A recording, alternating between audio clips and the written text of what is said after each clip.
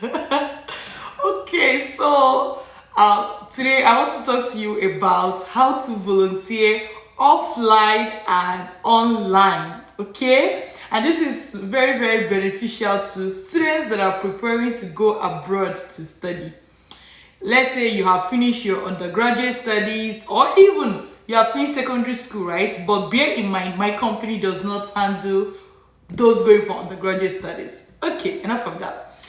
For people that have finished their undergraduate studies, or you have finished your postgraduate diploma, or you have finished your masters, and you want to go abroad to study, say postgraduate diploma, graduate certificate, masters, research-based masters, PhD, any form of graduate studies, this video will be very, very beneficial to you. As you can see, I laughed and laughed and laughed. I noticed that my set of teeth and my mouth is not enough for the laughter in my heart. Therefore, I brought another Biggie.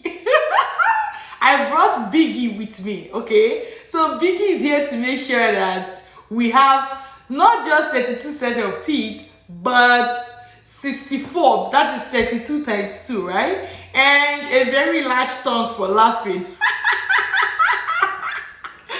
Okay, you two should be laughing wherever you are right now.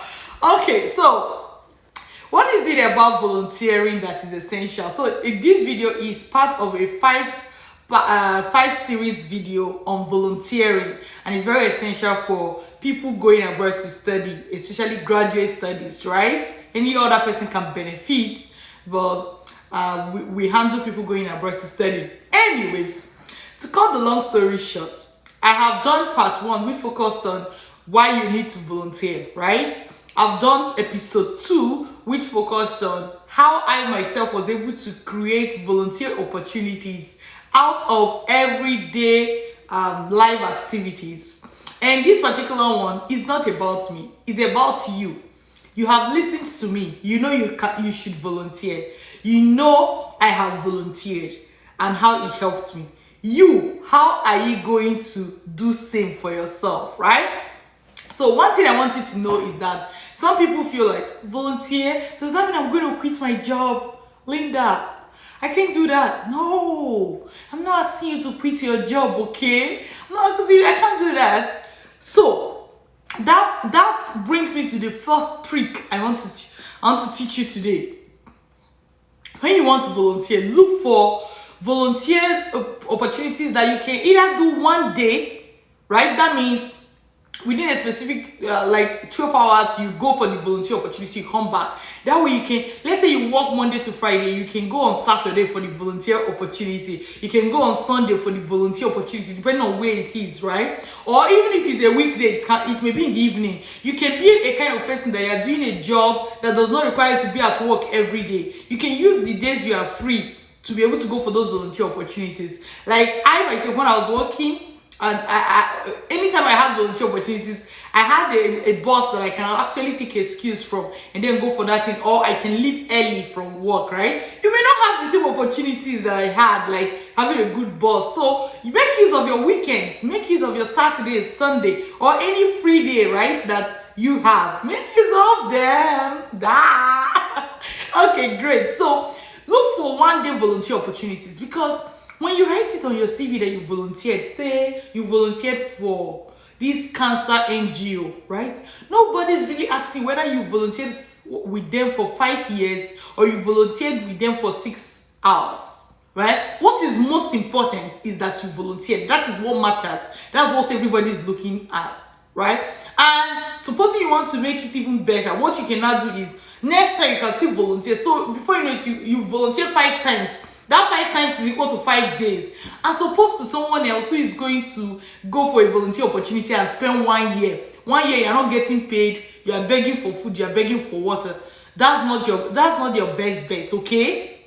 So that's not your best bet. I'm going to talk more about this, but if you know anybody who really need to hear about this, who is doing volunteer all through their life, and as a result they're not functioning well, they don't even have money to do their study application because they are volunteering, call their attention to this video, share it with them, and ask them to listen to me right now, because this is going to save somebody's life. Okay, I truly believe that. So volunteer say for hours, for days, or like 1 day, 2 days, maximum 1 week. Don't go volunteering for 1 month. What's going to happen to your rent, right? Even if you're mommy's girl, daddy's girl, if you are thinking of going for graduate studies, that means you have finished your undergraduate, right? So actually you should be involved with something that will bring you cash. It is your legal rights, you know. So volunteer for 1 day, volunteer for a couple of days, maximum 1 week. At best, spread them throughout the year. And let me tell you something, it's better to, if you want to volunteer for 7 days, it's better for you to volunteer in 7 places, 7 different days, than just in one place for 7 days, right? Because when you put it on your CV, what's going to happen? You're going to write 7 volunteer experiences. Somebody that volunteered for 1 week in one place will write 1 volunteer experience. So you see that even though it's good, but it's short-changing you, right? Volunteer is you putting out your time there. So nobody should be there judging you as to, nobody should judge you as to why you decided to put 1 day instead of 1 year. Right? Even the person you are volunteering for is doing something that is getting them paid. So why should they judge you? Right? So don't ever think that somebody is going to judge you. Even if that person does, the person is not better than you in any way. Okay? So that's it about volunteering and how you can make it. But then let's go to something much more in vogue right now. So a lot of people, when they think of volunteering, they think of offline volunteer, right? Where you go to a site and then you volunteer. What some people don't know is that there's a lot of places so where you can volunteer online. Yeah. Yes, there's a lot of places you can volunteer online. Are you not aware? So let me give you an example. I volunteer for United Nations online volunteering group. So you can actually check that out, United Nations online volunteering group. So what do? They bring like, when you go to that site, you're going to see. So the site I want you to go to, you can just Google United Nations online volunteer, right? So you're going to see different organizations when you log into the site. You're going to see different organizations that want you to volunteer for them. Some of them you could just be volunteer for them to write a document, right? And you see big organizations, like you can see WHO there, you can see UNDP there, you can see like different big organizations, right? And you just volunteer for them to do, maybe write a document, do something, take picture in your location, sample their products, talk to people about what they do. Like the volunteer experiences and the volunteer opportunities that you find on those sites are marvelous, right? They are marvelous, and the good thing is that you get to work with different organizations. So you can actually volunteer for United Nations Women, volunteer for UNDP, like volunteer for different organizations. When you have these organizations on your CV, trust me, it changes the atmosphere of your CV immediately. So look for places you can volunteer online, because sometimes people are like, in this era of a pandemic, as of when this video is being recorded, right? In case you see it, and when you are seeing it, there is no longer anything like COVID-19 or whatever. Okay, so what you now notice is that some people will just be like, there is pandemic, nobody is calling for volunteer opportunity, calling for volunteer position, I can't even volunteer. Hey, you are getting it wrong. Because you are thinking that you don't have to go to you don't have the time to go to a physical location. What happens to online? And I've just given you the name of one organization, right? Okay, and there are many organizations that you can volunteer for online, right? Like my company, I have some clients, they come, they work with us, right? They take our training. You know what we do, right? You know what we do. We train students that are going abroad to study on how to secure admission and scholarship all by themselves without being held hostage, right, by an education agent, even if your grade is poor. When I say even if your grade is poor, some people say, oh, do you only handle people with poor grade? No. I said even if your grade is poor, that's because a lot of people think that once I have third class, I cannot go abroad to study. That's not true, right? Of course, if you have first class, bring it on. We're going to show you how to prepare your documents and let the schools be running after you. But even if you have third class, if you have HND or higher national diploma or so, we still show you the kind of programs you can apply for and the kind of scholarships you can apply for, okay? And some people, what they even really need is not scholarship. What they need is let's say what do they need?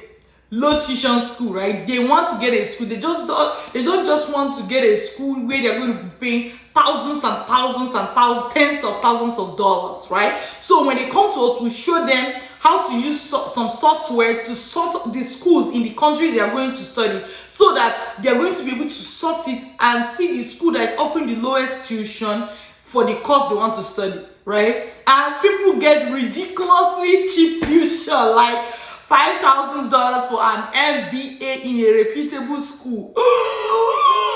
Well, that you heard it right? Okay, so that was a digression. The point is that some people take our client. I've had students or clients that came, they took our training, they even said, Linda, Dr. Linda, can we volunteer for your organization?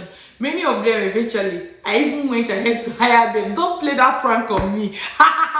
Because we know when somebody truly wants to volunteer, right? So, and they're able to volunteer with for us online. You don't have to come into a location. You just volunteer for us online, right? Most times we even give them volunteer opportunities that are in line with what they want to do, right? So and my company is Vantage Migration, and this is what we do. So a lot of companies have the opportunity for you to volunteer with them online. If you go into Google today and search places I can volunteer online, trust me, you're going to see a lot of options come up, right? You're going to see a lot of options come up. So don't think that, I need a physical location before I can volunteer. Whether you volunteer online or you volunteer offline, both are valid. Okay? And you'll be able to put this on your CV. If you are going abroad to study and you're thinking of scholarship, start volunteering now. And let me tell one thing some people don't know is that they have volunteered, but just because nobody came and tagged that thing that they did volunteer work, they think that they don't have volunteer experiences. So like during our master class, when we go through what you should put on your CV as volunteer experience, a lot of students marvel. You know why they marvel? They marvel because it's like, I never knew that this can serve as volunteer opportunity, and I've been doing it all my life. You know, like you see some people, they'll be volunteering in their church, they'll be volunteering in their school, they'll be volunteering in class. Like when you were in class, you were the class rep, you were assistant rep, or you were the group leader for your discussion group. You know, as small as these things are, you can actually put them, they can fit into several places on your CV. I hope you're aware. Anyways, this is episode 3 of a